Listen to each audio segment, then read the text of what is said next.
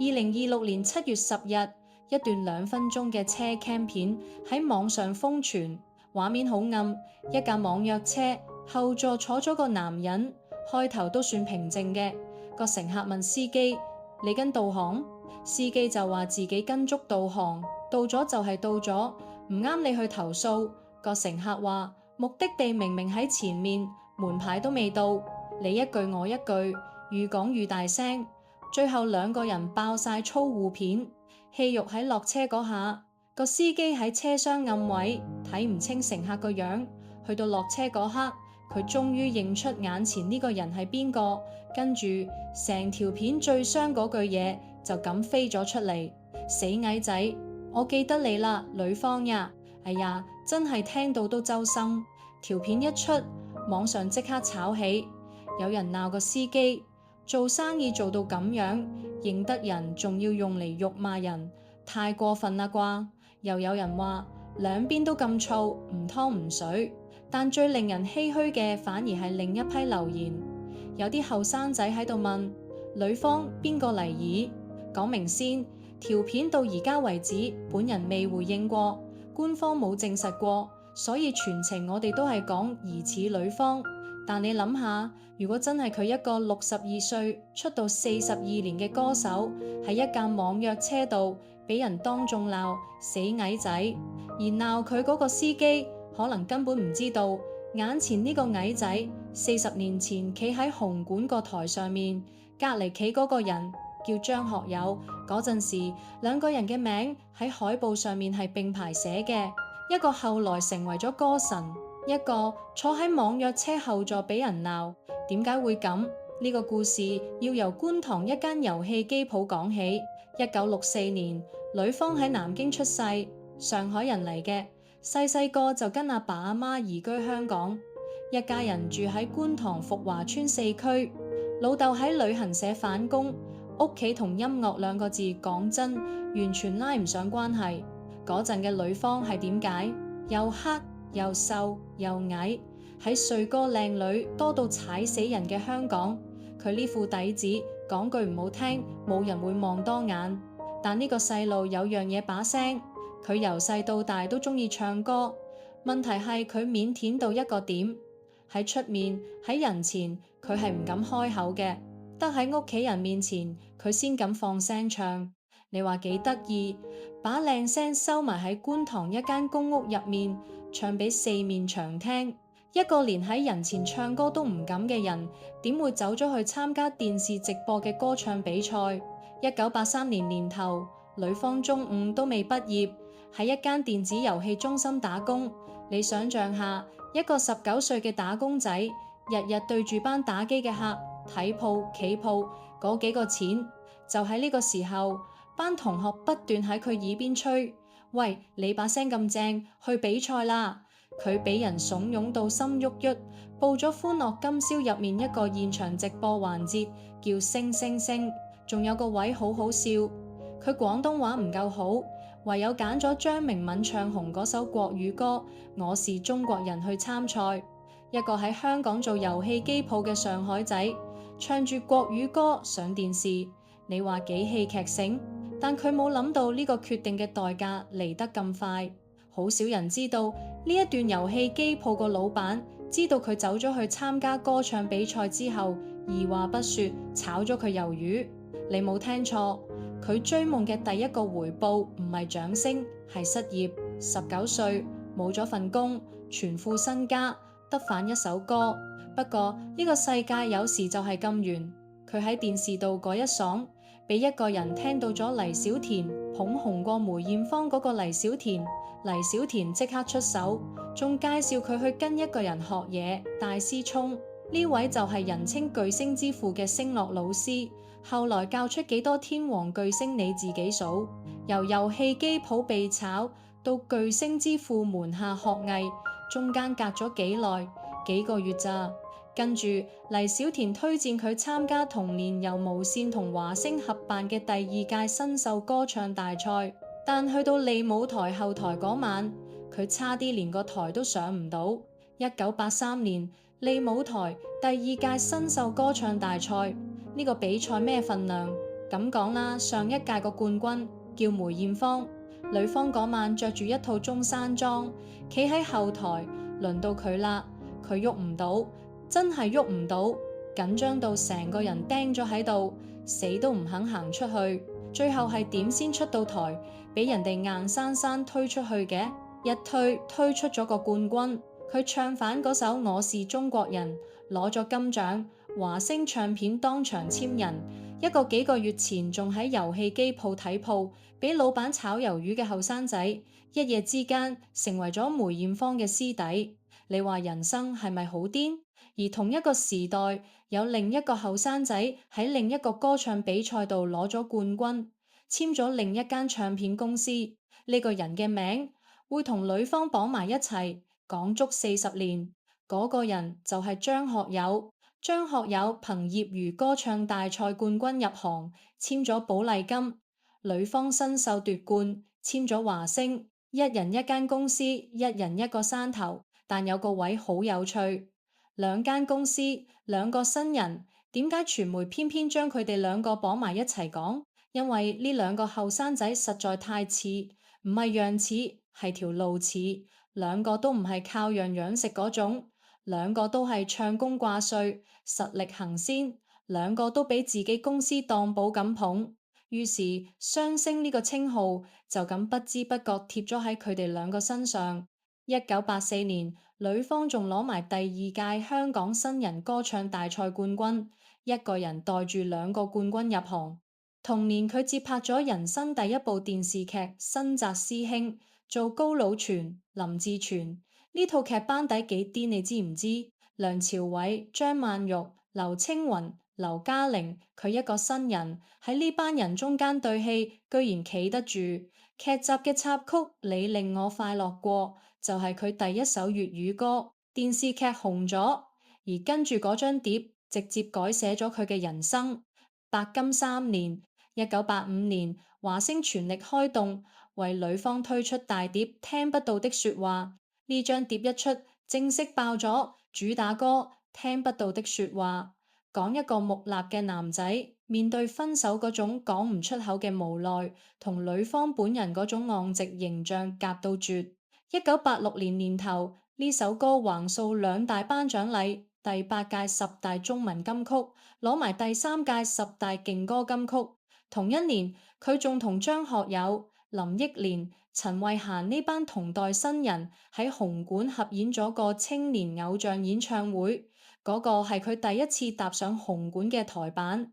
講到呢度，我要打破一個好多人嘅錯覺。後來嘅人成日覺得女方嘛，即係嗰啲紅過一陣嘅歌手咯。喂，唔好搞錯，翻啲實據出嚟睇，你就知佢頭3張專輯聽不到的說話，求你講清楚，痴戀3張，張張都攞到香港 IFPI 認證白金唱片，3年白金呀吓。你要明白嗰個背景，先感受到呢件事有幾犀利。嗰幾年係咩年代？係譚詠麟同張國榮打譚張爭霸，打到全香港樂迷分成2大陣營嗰個年代。上面仲有許冠傑、徐小鳳、羅文、林子祥、梅艷芳，成排大山壓住喺呢個神仙打交嘅修羅場入面。一個21歲、身材矮細、樣貌平平嘅後生仔，靠把聲企穩咗。然後1986年3月，紅館呢一幕，我想講慢啲。1986年3月，紅磡體育館86雙星演唱會，一連7場，台上2個人，22歲嘅女方，24歲嘅張學友，兩個入行都仲未夠3年嘅新人。紅館係咩地方？嗰個年代，紅館係香港歌手嘅聖殿，係羅文、許冠傑、譚詠麟嗰個級數先入得去嘅地方。而家2個新秀出身嘅後生仔話要入去開 show，一開7場。開場，張學友唱《大地恩情》，女方唱佢嘅成名曲《我是中國人》，由利舞台唔敢出台嗰晚，唱到紅館萬人面前。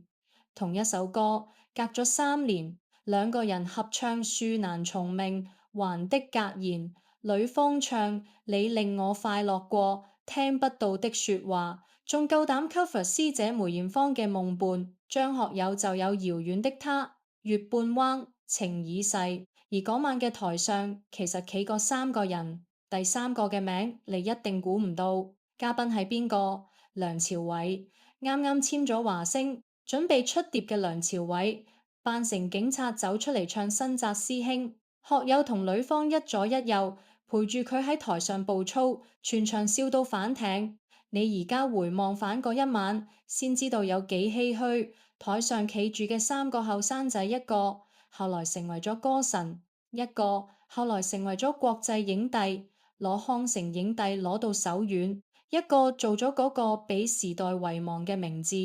但喺1986年3月嗰7晚，冇人知道結局。嗰陣嘅呂方22歲，紅館7場，同張學友平起平坐，海報上兩個名並排，嗰個係佢人生最接近巨星兩個字嘅時刻，入座率仲要唔錯。但係即係話唔係香港人唔 buy 佢，嗰一刻佢真係得㗎。紅館7場之後，照道理應該係一直向上爬先啱，但偏偏就係由呢一刻開始，雙星嘅軌跡靜靜雞咁開始分叉。物極必反呢4個字喺娛樂圈靈驗到你驚。紅館7場之後，去到1980年代尾，呂方嘅歌唱事業開始停滯。唔係一下子跌落嚟嗰種，係嗰種最陰濕嘅跌法，慢慢嚟。今年攞少咗個獎，下年上少咗次台，啲歌播率低咗，傳媒講你講少咗。你話佢唔紅，佢又仲有歌出；你話佢紅，10大嗰啲位開始冇晒佢份。點解會咁？講白啲，佢嘅強項係抒情慢歌，把聲清澈通透，慢歌一開口就贏。但問題係，淨係得慢歌，公司都試過幫佢轉型，電子快歌又試過，搖滾又試過，今夜狂舞高歌呢類嘢都出過，結果呢，反響一般，觀眾唔 buy，個市場好現實。你唱慢歌好聽，得但成個樂壇咁多人唱慢歌，你個形象又唔突出，包裝又唔夠搶，慢慢你就變咗背景。而呢度就有個好殘忍嘅問題，同樣係撞低谷，點解張學友爬得反上嚟？係啊，好多人唔記得嗰幾年張學友一樣試過沉底，一樣試過俾人睇死，但佢捱過咗嗰幾年，去到90年代初開始爆發，之後嘅嘢大家都知，愈爬愈高，爬到歌神個位度，一樣嘅低谷，兩種結局。呢個位我哋留返去片尾先講。講返呂方，你要明白嗰種感受，佢唔係未紅過，佢紅過，佢試過紅館7場，試過3年白金，試過同張學友並排，紅過然後眼白白睇住自己一格一格咁淡出10大。講真，呢種跌法先至係最磨人嗰種，由頭到尾冇紅過嘅人冇嘢好輸。紅過嘅人日日都喺度輸緊啲嘢。1991年佢同華星7年長約終於到期，嗰陣好多人心諗呂方呢個名就快執笠啦。點知華納唱片出手簽咗佢。1992年華納幫佢推出粵語專輯《彎彎的月亮》，同名主打歌一出話翻生。呢首歌改編自劉歡嘅條同名作品，懷鄉味濃。呂方把清澈嘅聲一落上去，成件事啱到鼻。歌喺香港紅，喺廣東紅，連海外華人圈都紅。一個俾人當已經過咗氣嘅歌手，靠一首歌重返高峰，仲未完。1993年佢乘勝追擊，以國語專輯《多愛你一天》正式殺入台灣市場。你估個成績點？500金，唔係100金200金，係500金銷量。專輯入面嗰首老情歌，直接成為佢嘅國語代表作，喺台灣皆知巷聞。再到1995年《愛一回傷一回》專輯入面嗰首《朋友別哭》，朋友別哭，我依然是你心靈的歸宿，紅遍大江南北。呢首歌紅到咩程度？紅到今日內地啲學校畢業禮仲喺度唱。你睇返呢條弧線，80年代尾沉底，90年代初翻身，仲要返到去台灣500金，由過氣新秀打到做比肩天王嘅存在。佢用行動證明咗1986年紅館嗰7場唔係一次運氣，佢係有真本事嘅。事業翻緊身，前面一片光明，但佢唔知道有個決定已經喺前面等緊佢，而呢個決定改寫咗佢之後30年。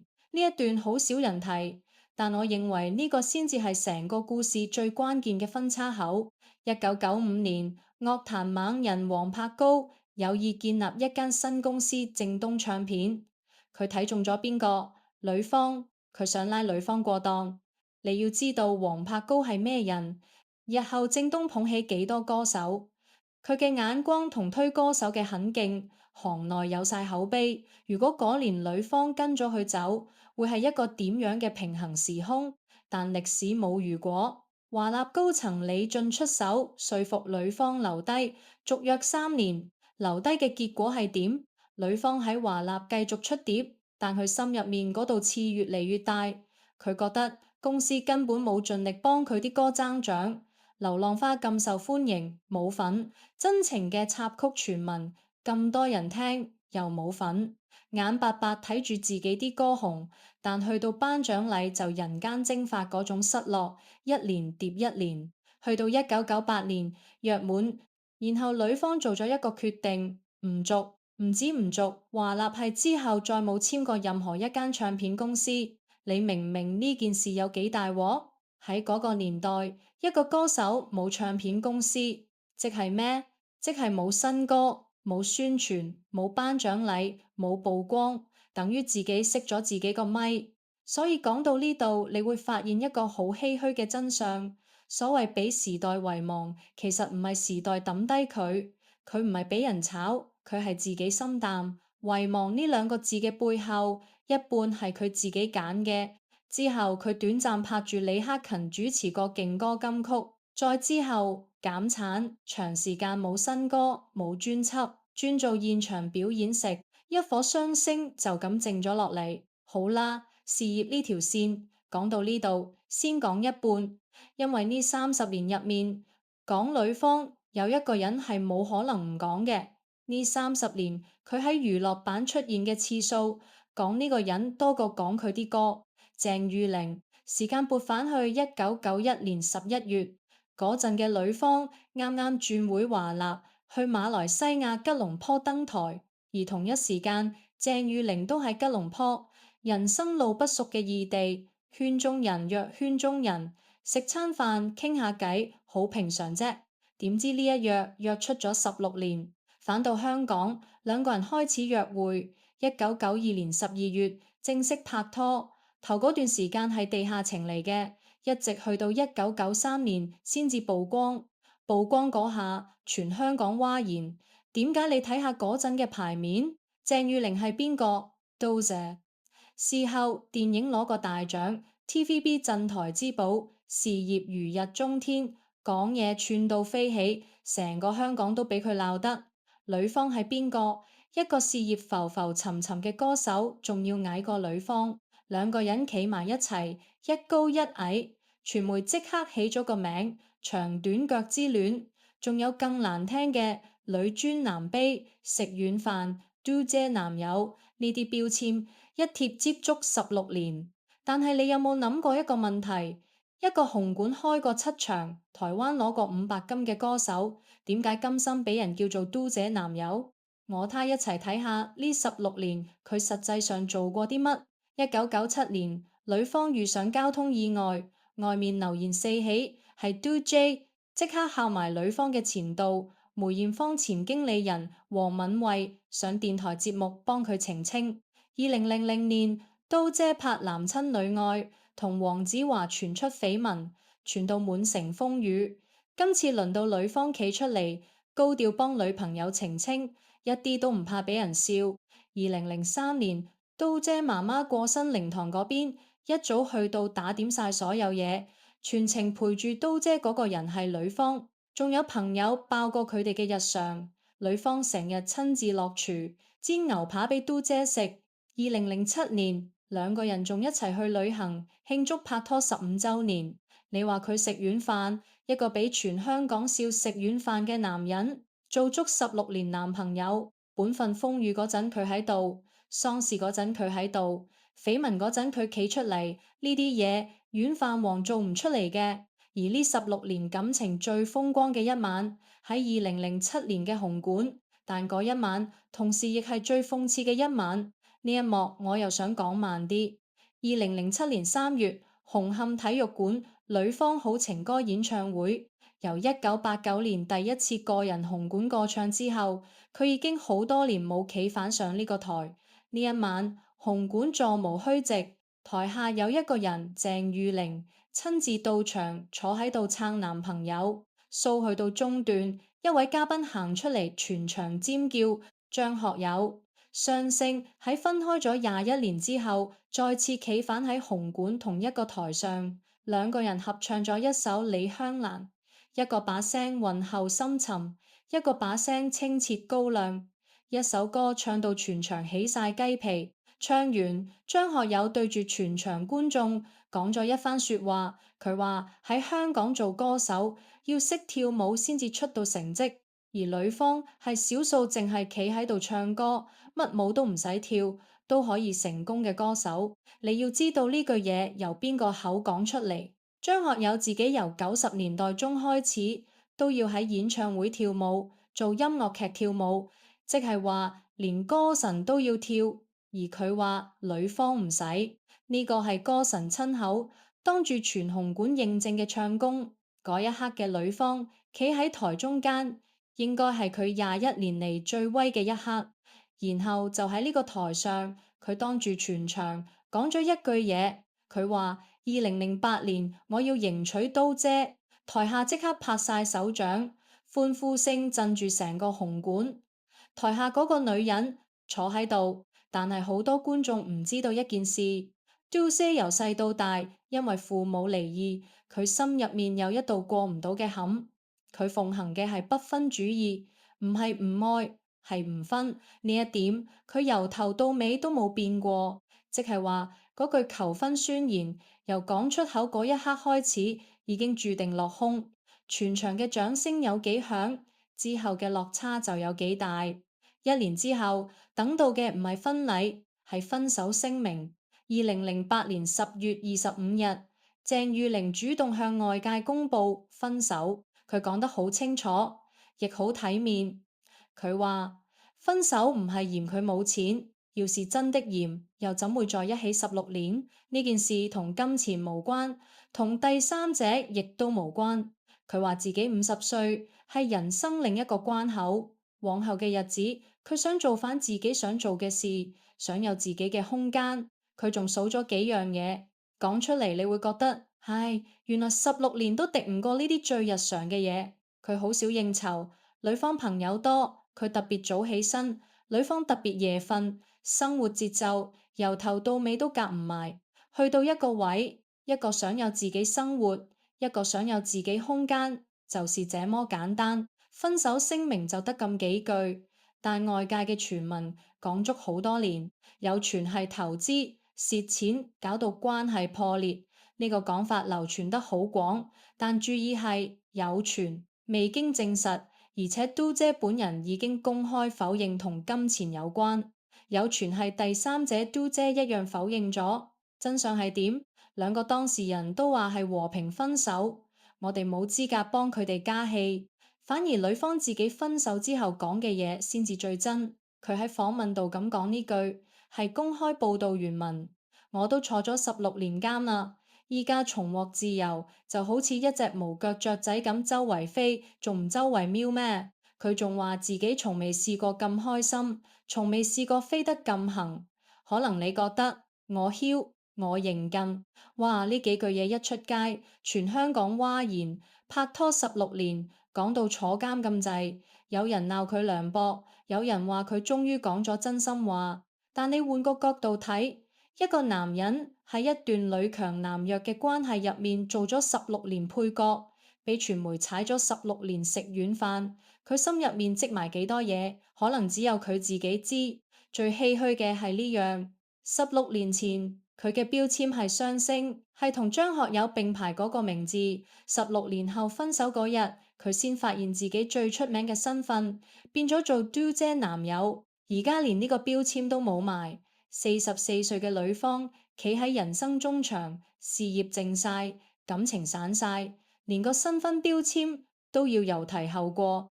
咁去問到感情嗰邊有第二春，事業嗰邊呢？答案要去到2023年先揭曉，而且相當殘忍。分手之後嗰幾年，女方嘅桃花其實冇停過，同台灣女星余佳慧拍過1年拖，之後又同內地富婆粉絲傳過緋聞嗰隻無腳雀仔，真係周圍飛咗一輪，飛到2014年落地。嗰年開始，佢多次俾傳媒影到同一個圈外女仔拍拖。呢個女仔叫伍惠寶，英文名 Rainbow，細女方成16年。佢唔係藝人，但喺商界嚟講，絕對唔係省油的燈。